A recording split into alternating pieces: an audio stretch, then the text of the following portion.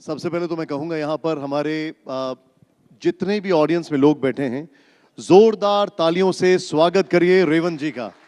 Thank you very much. हमारे मंच पर पहली बार आ रहे हैं, बहुत बहुत आभार sir. Thank you very much for finding తెలుగులో टाइम। స్వాగతం సుస్వాగతం। ओके रेवंत जी, इस वक्त कांग्रेस के 3 मुख्यमंत्री हैं, लेकिन सबसे ज्यादा चर्चा अगर किसी मुख्यमंत्री की है तो वो आप हैं, और इसकी वजह है आपकी एकदम नए स्टाइल ऑफ पॉलिटिक्स। अभी मैं आ रहा था तो एक कांग्रेस के कार्यकर्ता कह रहे थे कि दिल्ली में कितनी भी खिचड़ी पका लो, हैदराबाद की कांग्रेस की जो बिरयानी है उसके आगे नहीं टिकेगी। Your take on it. Chaturvedi ji, मैं नेता का नेता नहीं हूँ, मैं कार्यकर्ता का मित्र हूँ। तो इसीलिए लोग मुझे ज़्यादा चाहता है कि भाई ये हमारे जैसा कार्यकर्ता है, मुख्यमंत्री बनने के बाद भी हमारे साथ मिलजुल के रहता है। मैं कार्यकर्ता का तकलीफ समझता हूँ। नेता लोग मेरे हिसाब से जब दल आपको जिताएंगे, दल के बी फॉर्म मिले तो आप चुनाव में जीतने वाले हैं, तो नेता लोग रहने वाला है। मगर कार्यकर्ता तो कुछ पूछने वाला नहीं है। कार्यकर्ता अपना जीत के लिए काम करने वाला है। इसीलिए मैं हमेशा कार्यकर्ता के जो सोचता है, कार्यकर्ता का जो उम्मीद है, वो उम्मीद को आगे ले जाने के लिए कोशिश करता हूँ। इसीलिए बहुत सारे कार्यकर्ता मुझे पसंद करता है, उतने ही और उससे ज़्यादा नेता लोग तो कैसे भी, अब जब चुनाव में आप जिताना है तो नेता लोग आपके साथ रहने वाला है। तो कभी भी अभी नेता लोग अलग है, कार्यकर्ता लोग अलग है, जनता तीसरा है।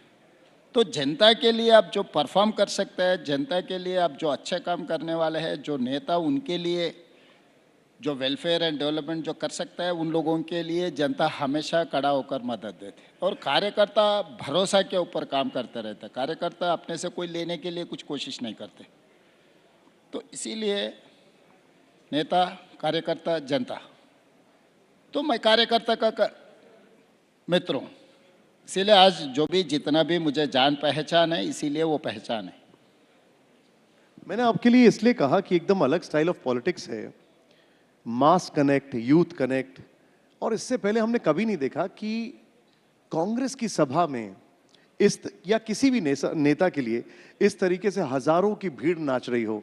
इतना ही नहीं, हमने तो देखा कि गाने बज रहे हैं, राहुल जी और प्रियंका जी भी, आपने उनको भी डांस करवा दिया। तो दिल्ली की जनता ये समझना चाहती है क्या स्टाइल ऑफ पॉलिटिक्स है। नहीं, तेलंगाना एक वाइब्रेंट प्लेस, तेलंगाना और वेस्ट बंगाल से कनेक्ट है। They are very emotional. तो वो इमोशन को आप समझ सकता है, वो इमोशन को अब अगर आप कैरी करने के लिए कोशिश किए तो जनता अपने आप आपके साथ रहने वाला है। तो तेलंगाना ऐसा जगह है, आप चुनाव में कुछ बेनिफिट है, नहीं तो वेलफेयर में अब संक्षेम में कुछ मिलने वाला है, उसके हिसाब से तेलंगाना की जनता नहीं सोचता है।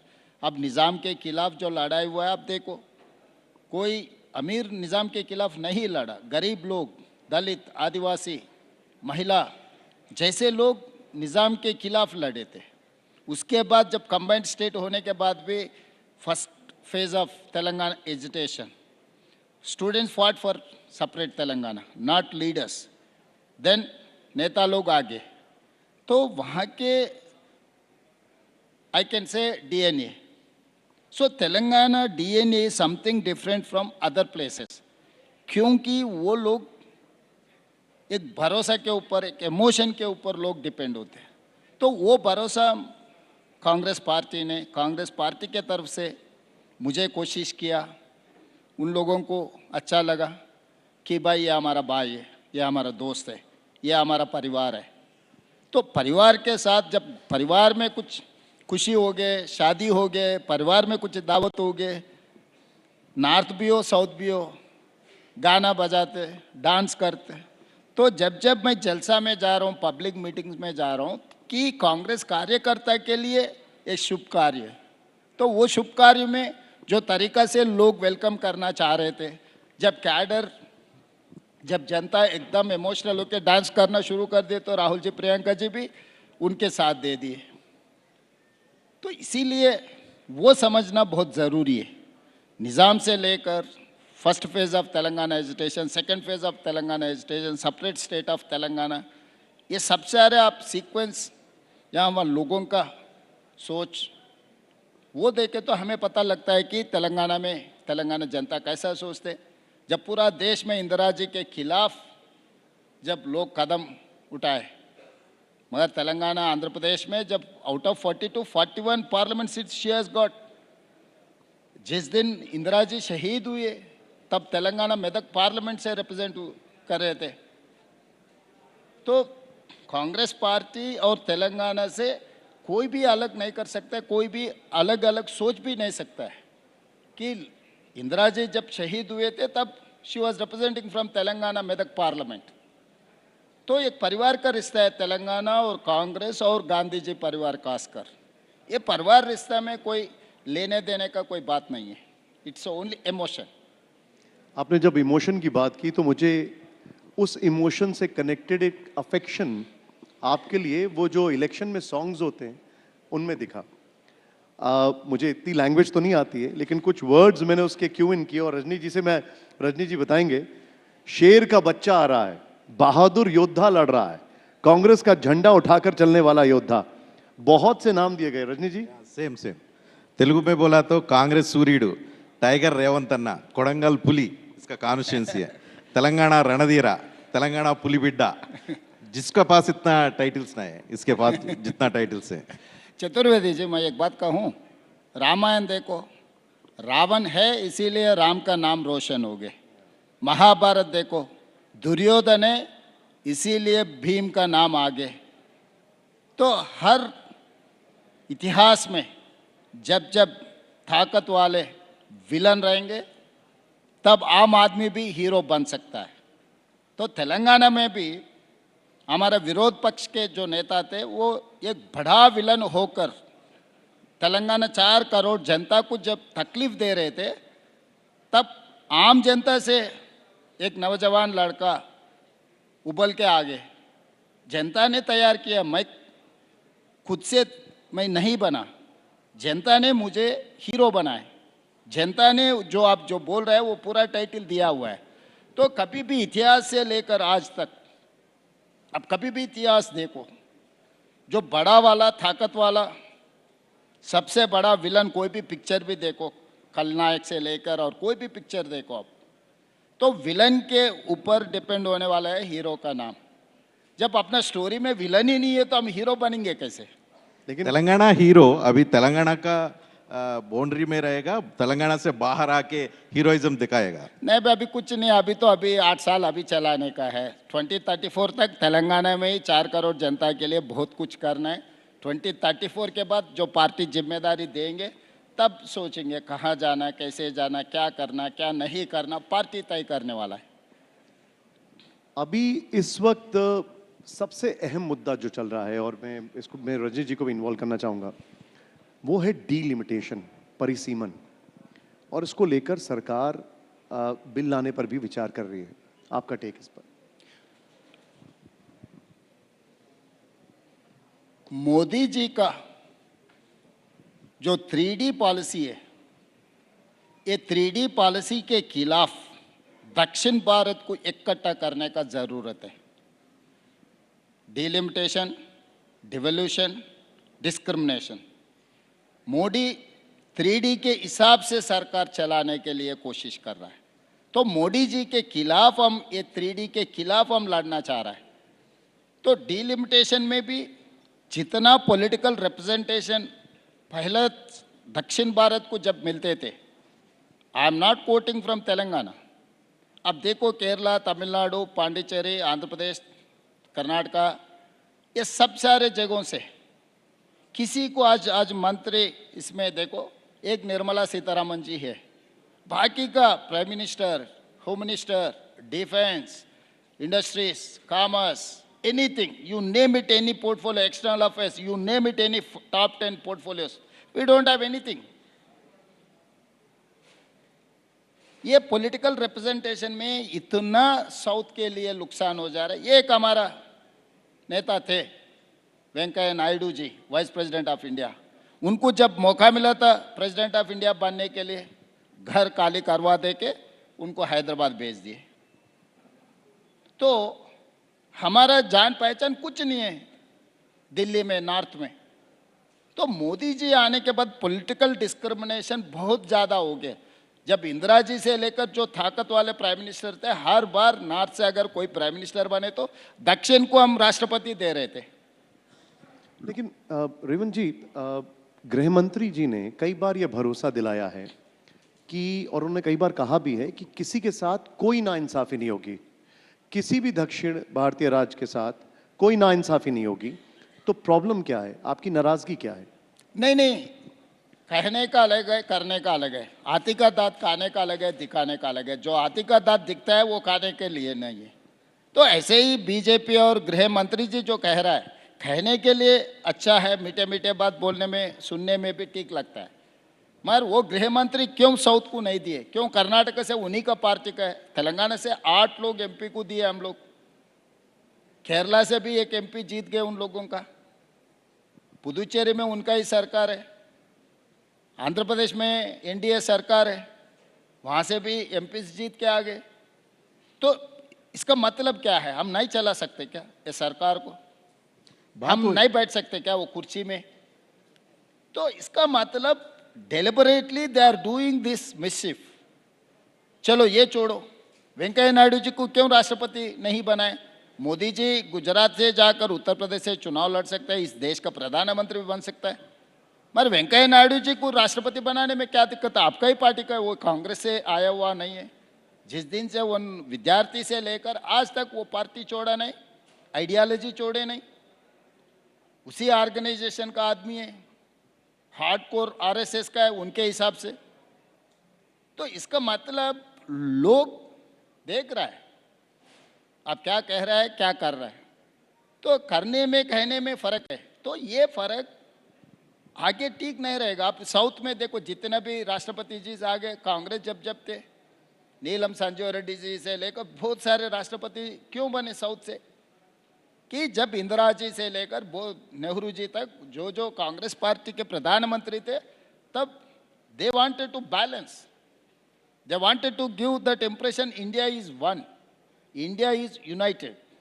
तो वो सिस्टम में जब जब के दिल्ली में कांग्रेस सरकार थे, तब तब गृह मंत्री तेलंगाना से, नहीं तो आंध्र प्रदेश से, नहीं तो दक्षिण भारत से होते थे। दक्षिण भारत से प्रधानमंत्री बनाए, राष्ट्रपति बनाए, स्पीकर बनाए दक्षिण भारत से, जेएमसी बालयोगी से लेकर। तो अभी कहाँ है वो सांप्रदाय? कहाँ मिला हमारा हिस्सा 12 साल में? 12 साल में हमारे पहचान कहाँ है? तो ये political discrimination with in the BJP, I am not, बाहर लोगों को बनाने के लिए मैं ये नहीं कह रहा हूँ, किसी एनजीओ को ले आके कुर्सी में बिठाओ बोल के मैं नहीं बोल रहा हूँ। आपके खुद के नेता के ऊपर आपको भरोसा नहीं है। तो ये अनरेस्ट, इसीलिए आप लोग तेलंगाना एजिटेशन को एक बार स्टडी करने का जरूरत है। 2 smaller states have become one bigger state. They have written some gentleman agreement. They have not implemented at any given time. 69 में इसीलिए आंदोलन आया था, उसके बाद कुछ MOUs हुआ, बाद में भी इम्प्लीमेंट नहीं हुआ। अल्टीमेटली कहाँ तक चला गया? अलग राज्य हो गया तक चला गया। तो जो भी सदर्न का इंटरेस्ट है, डिवोल्यूशन में भी आप अन्याय कर रहा है, पॉलिटिकली आप अन्याय कर रहा है, डिस्क्रिमिनेशन आप दिखा रहे, तो ये सब सारे देश के लिए ठीक नहीं है। तो पॉलिटिकल रिप्रेजेंटेशन आप पूरा देखो, top 10 portfolios, president of India, ऐसे इंपॉर्टेंट पोजीशन में हम लोगों का ये 12 साल में मोदी जी के राज्य में तो हमको मिला ही नहीं। 6th फिंगर जैसा पोस्टिंग्स देने से क्या फायदा? हिसाब किताब लिखने के लिए ठीक है, मगर काम के लिए कोई डीलिमिटेशन ठीक नहीं में है। अभी डीलिमिटेशन करने के लिए सोच रहे हैं सेंट्रल गवर्नमेंट, 50% सीट्स इंक्रीज करने के लिए सभी स्टेट में, जो भी अभी तक जो सीट्स है ना उसमें 50% इंक्रीज करने के लिए एक प्लान बना रहे हैं। उससे भी नुकसान होगा? तो दैट इज क्या बोलता है, फाइनल बुलेट साउथ के लिए। 10 थप्पड़ मारने से एक गोली मारना ठीक है, जो बोलते हैं ना, ये 10 थप्पड़ छोड़ के अभी गोली मारने के लिए तैयारी कर रहा है। तो इसके लिए हम लोग तैयार होना है, या पलट के लड़ना है या नहीं तो मरना है। मैं आप जो हिसाब से जो अभी जो डिस्कशन आते जा रहा है. I will explain. For example, Tamil Nadu and Puducherry is having 40. 39 Tamil Nadu, 1 Pondicherry, 40. Uttar Pradesh is having 80. They wanted to increase 50%. अभी 40-80 में फर्क है 40. अभी जो इंक्रीज होने वाला है उत्तर प्रदेश का 80 will become an 120. Tamil Nadu and Puducherry में 40 will become an 60. Today is 80-40 में गैप है 40 seats. Tomorrow they are going to increase 40 is going to become an 60, 80 will become an 120. फर्क कितना है? 60. तो आपको दिखेगा 50% ठीक ठाक है, हर जगह में 50% दे रहा है. तो ये 50% कौन सी हिसाब से हमारा अंतर बढ़ा रहा है? आज 40 है फर्क यूपी एंड तमिलनाडु में, तो आगे आप 60 हो जा रहा है. तो उत्तर प्रदेश, मध्य प्रदेश, राजस्थान, बिहार, 4-5 नॉर्थ स्टेट्स ये इंक्रीज होने के बाद वहीं से अब केंद्र में सरकार बना सकते.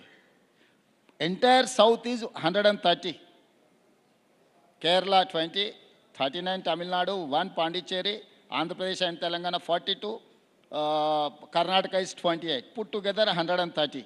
50% इंक्रीज हो गए तो 195 होने वाला है. तो 195 जब हम बनेंगे, जब 130 में 543 में the difference between south and north is 300 plus minus. तो ये नंबर जब जैसा जैसा 50% बढ़ते जाएंगे तो साउथ का एक सीट का भी ज़रूरी नहीं है. 815 में अभी ये इंक्रीज होने के बाद 815 बनने वाला है. तो 195 साउथ का पूरा निकाल दो. तो आप ये कह रहे हैं कि इस हिसाब से उत्तर प्रदेश और बिहार की ही 200 सीटें हो जाती हैं और दबाव और बढ़ जाएगा. तो हमारा कोई ज़रूरत ही नहीं है, हमको कोई पूछने वाला नहीं है. आज सरकार बनाने के लिए कर्नाटक में कुछ सीट का ज़रूरी है, तेलंगाना से कुछ सीटों का ज़रूरी है, आंध्र प्रदेश अलायंस का ज़रूरी है, तमिलनाडु में उन लोगों के लिए कोई अलायंस का ज़रूरी है. आगे किसी का भी ज़रूरत नहीं है. आगे किसी दक्षिण भारत से कोई केंद्र सरकार में दिल्ली नेशनल पॉलिटिक्स में हमारे लिए कोई जगह ही नहीं है. हम आना भी बेकार है इतना दूर. जो रेल के जो विमान के खर्चा भी नुकसान हो जाएंगे हमारे लिए. Political we are going to become an 0. तो ये 50% जो पॉलिसी बोल रहा है उसी में कॉन्स्पिरेसी है. तो वो उससे कोई फायदा नहीं है. Even population, if they wanted to take even population also, that is also will become a problem for us. क्योंकि government of India has given instructions to implement family planning. We have implemented. Now you wanted to punish us. तो मेरा सुझाव ये है कि मोदी जी को यहाँ TV9 platform से आज जो अंतर है, जितना भी इंक्रीज करो, जितना परसेंटेज भी इंक्रीज करो, नॉर्थ साउथ का डिफरेंस उतना ही रहना है. आज 543 में 130 हमारा है, तो 413 उन लोगों का है. सो 113 400 130 अगर 413 में अब निकाले तो जितना बैलेंस है गैप है, अब जितना भी बढ़ा उतना ही गैप रहना है. आप 50% करने के वजह से जो एग्जाम्पल बोला है मैं तमिलनाडु उत्तर प्रदेश के, तो 40 will become an 60, 80 will become an 120. आज जो डिफरेंस है 40 है, tomorrow it will become an 60. तो मेरे से क्यों पूछेंगे भाई? बार्गेनिंग किसके साथ में होता है? इक्वल्स के बीच में बार्गेनिंग होता है. बराबर हिस्सेदार से चर्चा हो जाएंगे, बराबर हिस्सेदार के बीच में डील हो जाएंगे. हम हिस्सेदार ही नहीं है, हमारे से कौन चर्चा करने वाला है?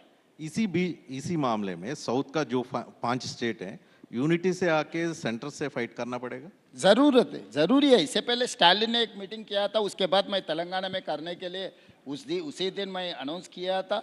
तो बाद में सरकार ने इसको सेंसस के बारे में, कास्ट के बारे में कुछ पॉलिसी बनाया. तो हम लोग जब ज़रूरत है तब बनाने के लिए कोशिश कर रहे थे. आज तो ज़रूरत आ गए. My elder brother DK Shiv Kumar ji is here. It is not for political parties. I am not saying that this is favour to BJP, this is against Congress, this is against South India. My line is straight. उत्तर भारत दक्षिण भारत में अंतर बढ़ाने के लिए जो एनडीए सरकार कोशिश कर रहा है उसको रोकने का ज़रूरत है। वो रोकने के लिए हम कोशिश करेंगे, हम आवाज़ सुनाएंगे, क्योंकि तेलंगाना को पता है पहले से, निज़ाम से लेकर आज कंबाइंड आंध्र प्रदेश तक हम लड़के हासिल किए, किसी ने हमको मुफ्त में नहीं दिया। आज दक्षिण भारत को जो अन्याय हो रहा है, अन्याय करने के लिए जो एनडीए जो कोशिश कर रहा है, ये ठीक नहीं है, ये देश के लिए भी ठीक नहीं है। तमिलनाडु केरला में जो इलेक्शन चलने वाला है उसमें स्लोगन बनेगा ये? या जरूर है। मैं अगर मैं कैंपेन में गए तो मैं यही मुद्दा से बोलूंगा, क्योंकि मोदी जी का हमेशा दल की बात है, देश की बात नहीं है, जनता की बात नहीं है। अपने दल जीत गए तो सब कुछ जीते समझता है, वो ठीक नहीं है। कांग्रेस का फिलॉसफी था पहला देश, बाद में जनता, तीसरा दल। पर भारतीय जनता पार्टी आने के बाद, मोदी जी अमित भाई आने के बाद, दल पहला हो गए, भारतीय कार्यकर्ता और नेता लोग दूसरे हो गए, तीसरे देश हो गए। सो ये देश के लिए जो अच्छा है, इंदिरा जी से लेकर नेहरू जी से लेकर राहुल जी तक देश के लिए हम लोग सोच रहे हैं। हमारे लिए पहला देश, उसके बाद जनता, तीसरे जगह में दल है। मगर भारतीय जनता पार्टी का फिलॉसफी उल्टा है, पहले दल, बाद में पार्टी के कार्यकर्ता नेता लोग, उसके बाद जनता, उसके बाद देश। तो देश के लिए जो अच्छा है वो चर्चा करना है। इतना दिन कोई ऑल पार्टी मीटिंग नहीं लगा है, वो डिसाइड करने के बाद आज ऑल पार्टी मीटिंग लगा रहे। आप डिसीजन ले लिए, फिर ऑल पार्टी क्यों? कभी भी आप कोई डिसीजन लेना चाहता है तो तब ऑल पार्टी मीटिंग लगा दो। भाई हम लोग ये सोच रहे हैं, आपका सुझाव क्या है, कैसे आगे जाएंगे, क्या करना चाहिए, टर्म्स ऑफ रेफरेंस क्या रहना है। इससे पहले हम डिलिमिटेशन किए, कौन सी तरीका से किए। जब इंदिरा जी ने किया, जो what were the terms of reference 2002, Atal ji ने डिलिमिटेशन के लिए फिक्स किया था, तो टर्म्स ऑफ टीओआर क्या थे, उसी के ऊपर चर्चा करना था। अभी पूरा डिसाइड हो गए, 50% बढ़ाने का, वुमेन रिजर्वेशन का, सब कुछ डिसाइड कर लिए। सब कुछ डिसाइड होने के बाद हम किस लिए बुला रहे? अब जो बोल रहे हैं वो सुनने के लिए बुला रहे। सो सुनने के लिए हम टीवी 9 में भी सुन सकते हैं ना, फिर जाके बैठकर क्या सुनने का है। सर आप टीवी 9 पर आए, इसके लिए एक बार फिर से वैसे थैंक यू। लेकिन एक और इशू है, और ये सोशल मीडिया पर बहुत ज़्यादा आजकल चल रहा है। वो दो मॉडल ऑफ गवर्नेंस हैं, एक है Telangana model versus Gujarat model of governance. आपकी इस पर क्या राय है? Gujarat model is Modi model, Telangana model is rare model. तो मॉडल में इंडिविजुअल को, इंस्टीट्यूशन को जितना फ़र्क है उतना ही फ़र्क है।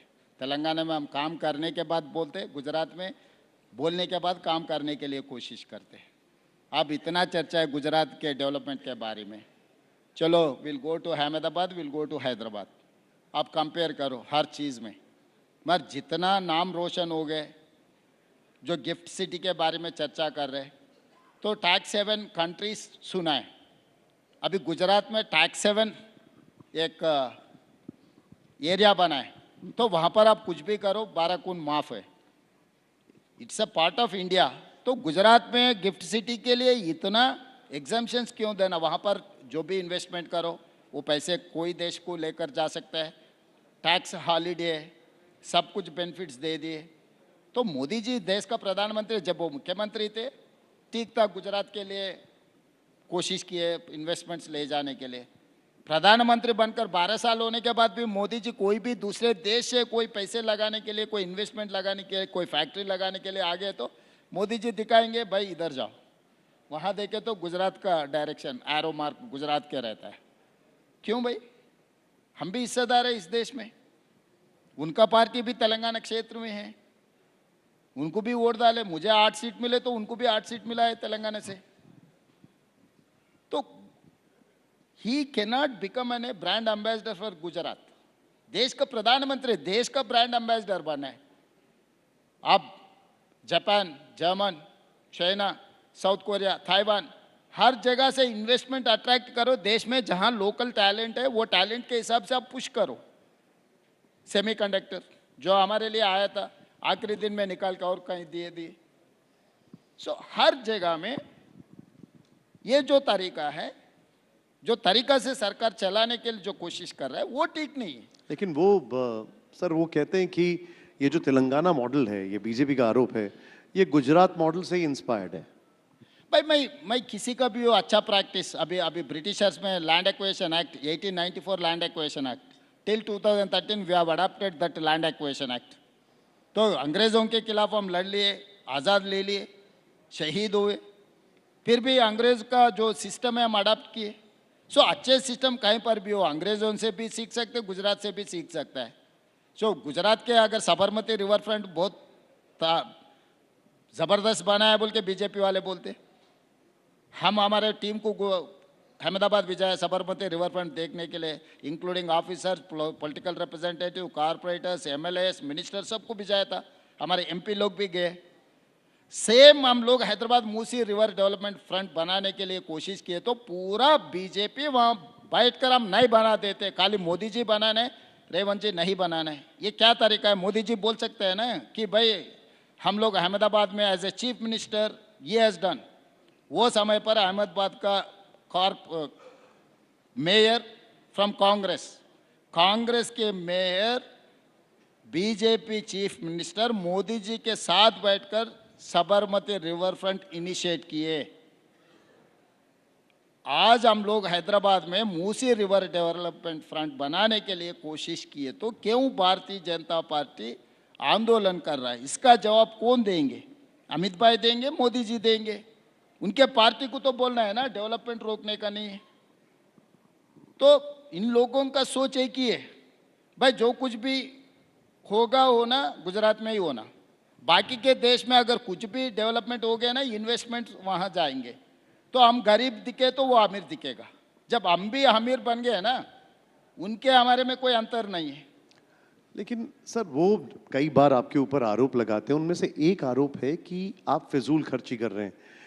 जैसे मूसी रिवर फ्रंट की अगर बात की जाए तो आप उसमें बहुत विशाल महात्मा गांधी जी की मूर्ति बना रहे हैं, दुनिया की सबसे ऊंची मूर्ति। वो कह रहे हैं हजारों करोड़ उस पर खर्च हो रहे हैं।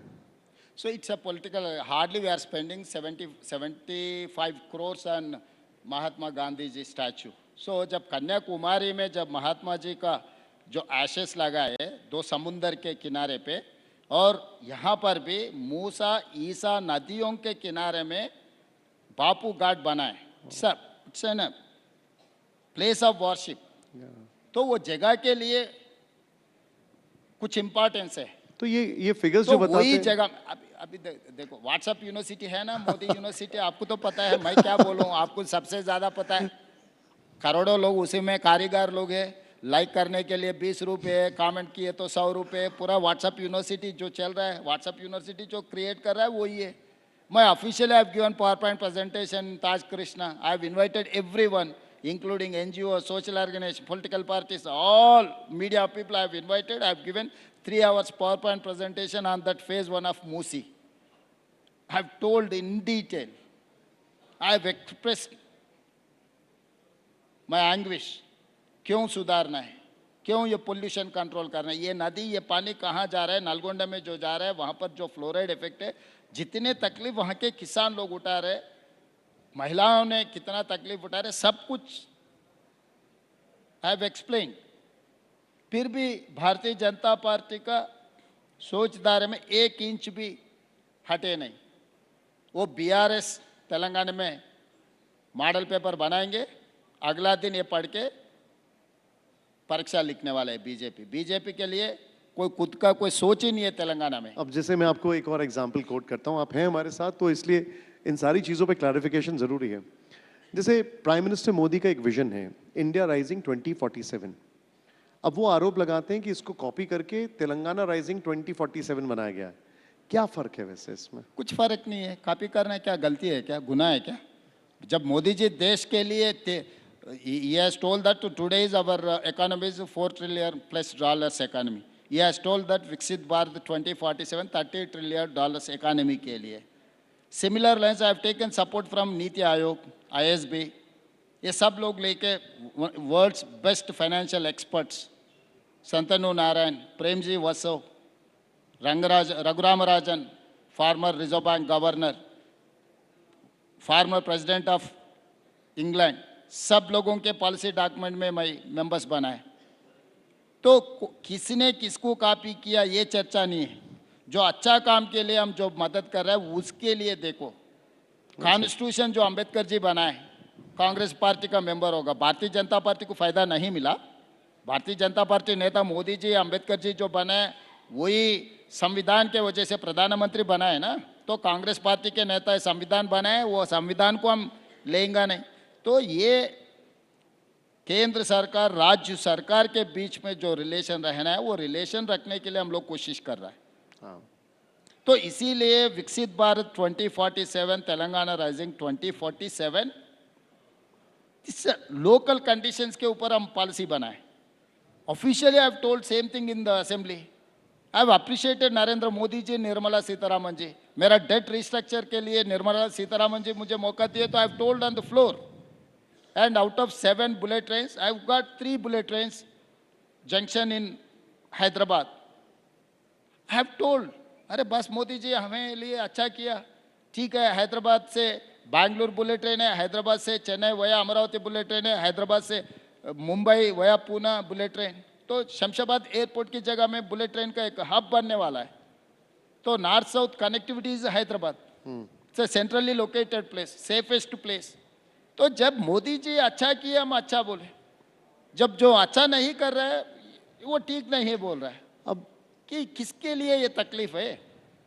मैं राजनीति, जिस दिन चुनाव आएंगे उस दिन मैं चुनाव करूंगा। चुनाव खत्म होते ही मेरा जनता के लिए क्या जरूरत है, मेरे स्टेट डेवलपमेंट के लिए क्या जरूरत है, उसी के ऊपर मैं फोकस कर रहा हूँ। यही मेरा आपसे अगला सवाल भी है और उसके बाद रजनी जी इसमें ऐड करना चाहेंगे ज़रूर।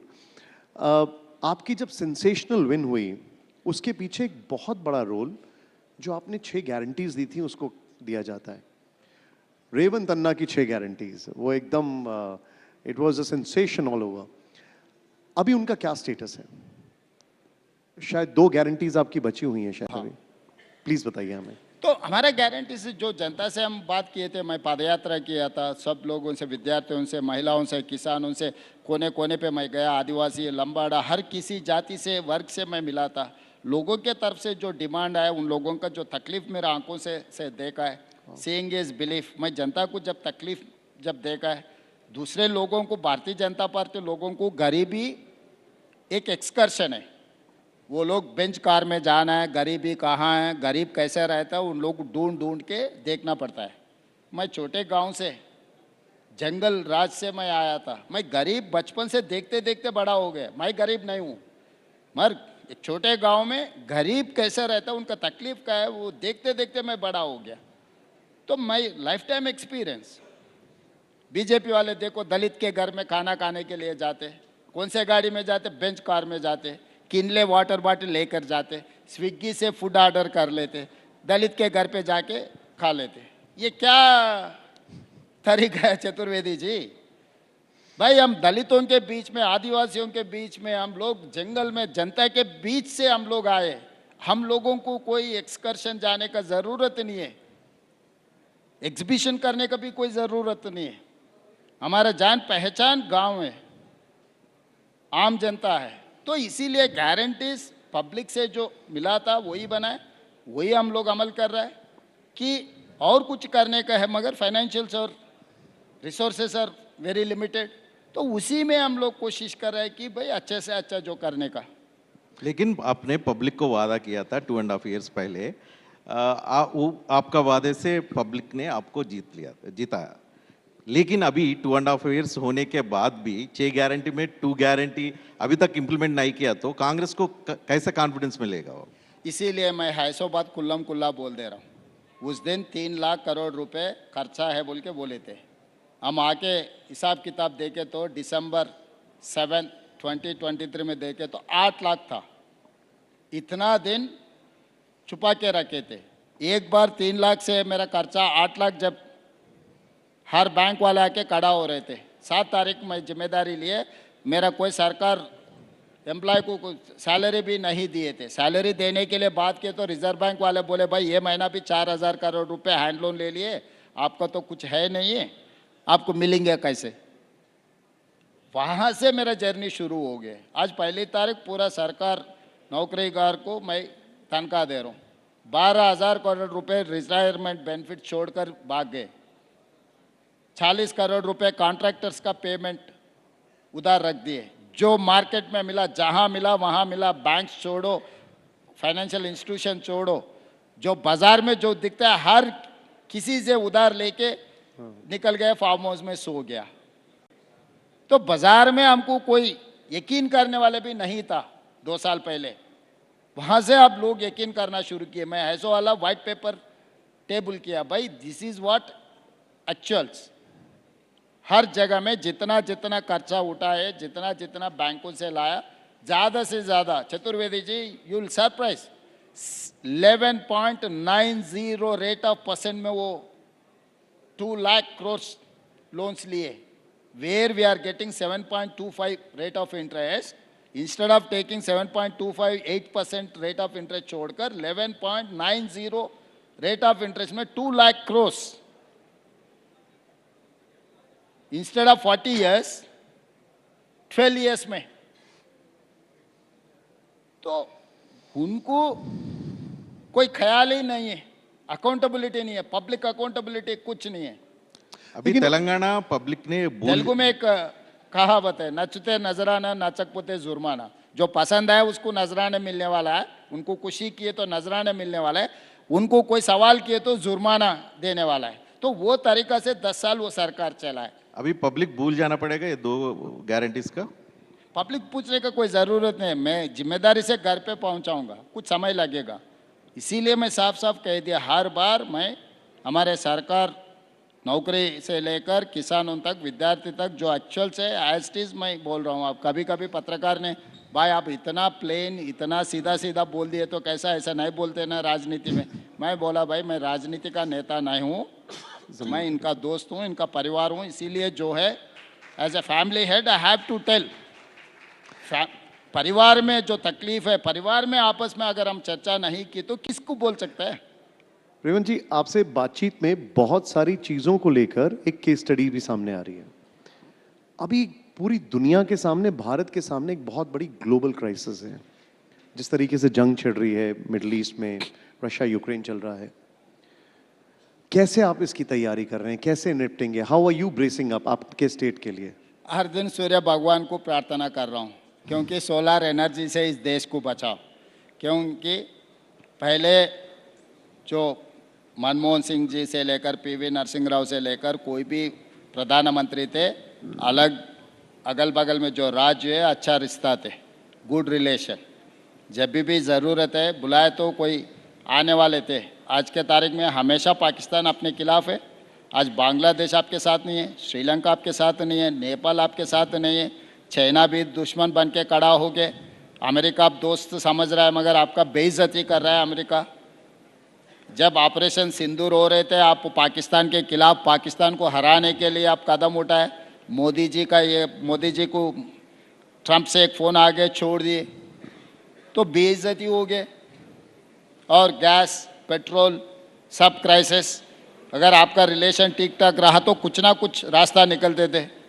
जब हमारे बंडी संजय जी मिनिस्टर है तेलंगाना से, वो कह रहा था रशिया यूक्रेन जब वार चल रहे थे, यूक्रेन में हमारे बच्चे लोग कुछ पढ़ रहे थे, काले मोदी जी एक फ़ोन उठा के बोल दिए तो पूरा वार रुक गया। हमारे बच्चा लोगों की इधर वापस लेकर आए। यूक्रेन वार मोदी जी ने रोका है, चलो ठीक है। आज ईरान इजराइल वार को कुछ दिन रोक के गैस पेट्रोल ला सकता है ना, क्यों कोशिश नहीं कर रहा है? तो मोदी जी जब अमेरिका से ज़रूरत से ज़्यादा मोहब्बत दिखाए ना, आज ये नौबत आ गए। पहले हमारा रिलेशन न्यूट्रल था चाइना से, अभी चाइना आपको अगेंस्ट हो गए। जो न्यूट्रल, जो आपके साथ थे वो न्यूट्रल हो गए, जो न्यूट्रल था आपका दुश्मन बन गए। तो ये एक्सटर्नल अफेयर्स पॉलिसी में हम फेल हो गए।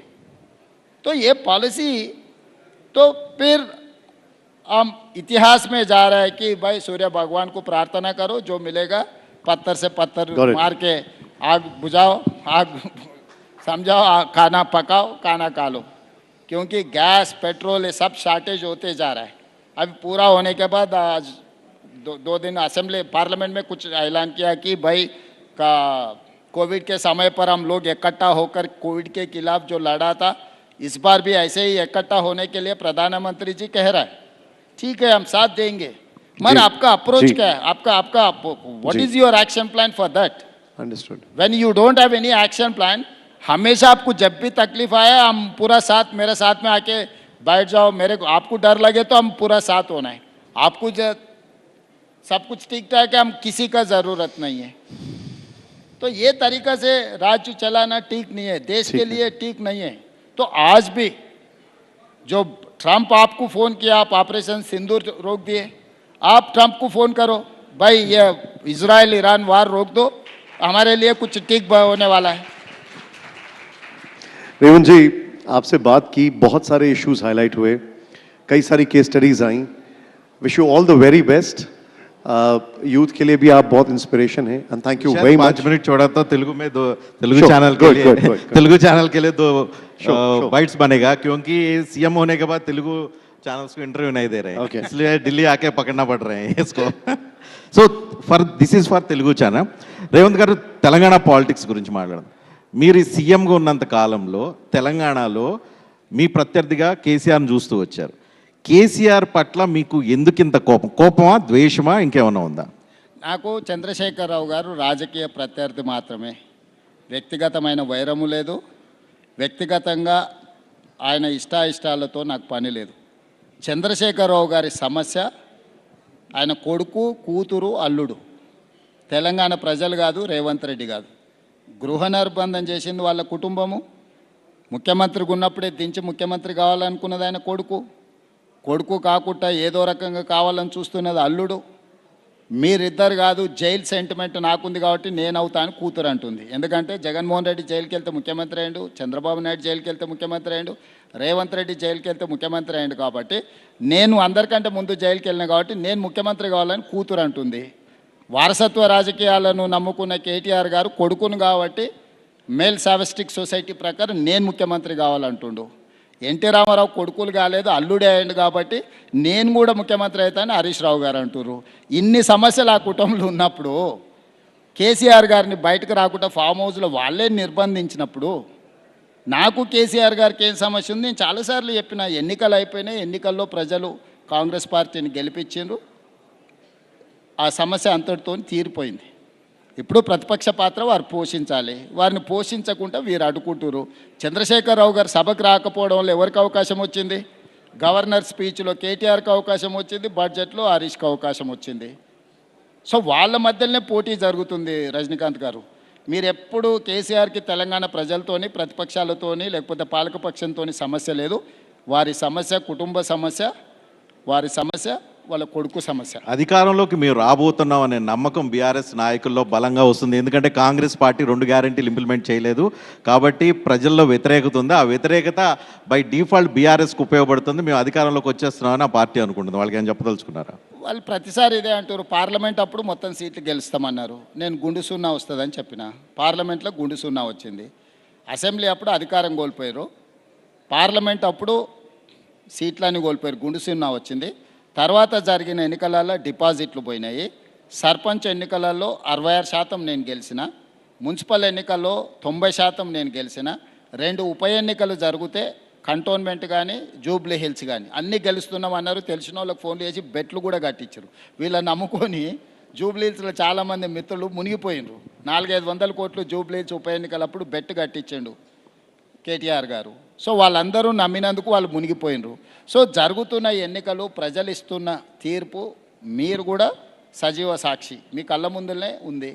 సో ప్రజలు 94 నుంచి 2004 వరకు 10 సంవత్సరాలు తెలుగుదేశం పార్టీకి ఇచ్చారు. 2004 నుంచి 2014 వరకు రాజశేఖర రెడ్డి గారికి 10 సంవత్సరాలు ఇచ్చారు. 2014 నుంచి దాదాపుగా 2024 వరకు 2 సార్లు చంద్రశేఖరరావు గారికి అవకాశం ఇచ్చారు. 2024 నుంచి 2034 వరకు తెలంగాణ ప్రజలు నాకు అవకాశం ఇస్తారు, కాంగ్రెస్ పార్టీకి అవకాశం ఇస్తారు. ఇది మన ట్రెడిషన్, మన సాంప్రదాయం. సో 10 సంవత్సరాల తర్వాత ప్రణాళికలు సిద్ధం చేసుకోమన్నారు. ఎవరైనా లేదు కోరుకుంటామంటే తప్పులేదు, మనం తపస్సు చేయంగానే మొదలు పెట్టంగానే అనుకుంటాం దేవుడు ప్రత్యక్షం కావాలని. కొన్నిసార్లు యుగాలు పడుతుంది దేవుడు ప్రత్యక్షం కావడానికి. కొంతమంది కోరికలు ఉంటాయి, తీరని కోరికలుగా మిగులుతాయి. మీకు తెలంగాణలో ప్రత్యర్థిగా బీఆర్ఎస్ ఉండాలని కోరుకుంటున్నారా, బీజేపీ ఉండాలని కోరుకుంటున్నారా? వాళ్ళిద్దరు కలిసి రావాలని కోరుకుంటున్నా. ఒక్క దెబ్బకి రెండు పిట్టల్ని కొట్టాలనేది నా లెక్క. సో వాళ్ళనిద్దరిని వేరే వేరుగా చూడదలుచుకోలేదు. బీఆర్ఎస్ బీజేపీ బంధం ఫెవికల్ బంధం. సో రెండింటిని మడతేసి కొట్టాలనేదే నా లెక్క. మా కాంగ్రెస్ కార్యకర్తలు అందరూ సిద్ధమవుతున్నారు. వచ్చే ఎన్నికల్లో బీఆర్ఎస్ బీజేపీ కలిసి వస్తాయి. మేము కాంగ్రెస్ పార్టీ తరఫున వాళ్ళని ఓడిస్తాం. గుడ్ లక్ రేవంత్ గారు. Nisha. Thank you very much sir. मुझे लैंग्वेज तो नहीं समझ में आई but I could see the conviction. Thank you very much sir. Thank you very much. और बट हमारे जो चतुर्वेदी जी, मैं ये कहा 2034 तक हमारा ही सरकार रहेंगे. $1 ट्रिलियन इकोनॉमी बनाने के लिए हम कोशिश करेंगे. आगे कोई भी है All the उसके best. बाद ही प्लान कर लेना. 10 साल नायडू पार्टी को मिला, 10 साल राजशेखर रेड्डी जी को मिला, जी। 10 साल केसीआर को मिला और 10 साल में 2.5 साल जी। हो गए. बाकी का जगह हमारा ही है. तो 2034 तक हम रहेंगे. $1 ट्रिलियन इकोनॉमी तेलंगाना को बना के दिखाएंगे. Okay. 2034 में जी। आपको वहां पर बुलाऊंगा दावत में. धन्यवाद. Thank you very much sir. Thank you very much. And बहुत जोरदार तालियां रेवंत जी के लिए. Honour to have him here. और अब इस कमाल के सेशन के बाद मैं बुलाना चाहूंगा TV9 भारतवर्ष के मैनेजिंग एडिटर पारितोष चतुर्वेदी जी को यहाँ. वो आएं और रेवंत जी का अभिनंदन करें.